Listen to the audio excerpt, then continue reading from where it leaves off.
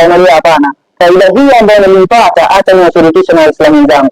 Namna ya kuswali sasa hii swala, utaiswali salatu musafir kama unavyoswali watu swala nyingine ya kawaida, lakini salatu musafir kilichozidi ni kwamba zile swala unaziswali kwa kupunguzwa, yani swala za rakaa 4 utaziswali kwa rakaa 2, na swala ya rakaa 3 utaiswali kwa rakaa 3, na swala ya rakaa 2 utaiswali kwa rakaa 2 kama ilivyo. Maana yake inamaanisha kwamba swala ya rakaa 4 ndio swala pekee ambayo itakayopunguzwa, na swala ya rakaa 2 haitopunguzwa, na swala ya rakaa 3 pia haitopunguzwa. Tunaenda katika utaratibu. Salatu subh haitopunguzwa na wala haitojumuishwa na swala nyingine yoyote, kwa sababu miongoni mwa sharti ama hukumu za salati musafir, anapokusudia kupunguza basi ni lazima aziswali zile swala katika kuzijumuisha, yaani aijumuishi salati dhuhuri pamoja na salati al-asr, magharibi pamoja na isha. Kama atahitaji, kama atataka hii salati dhuhuri ailete katika salati al-asr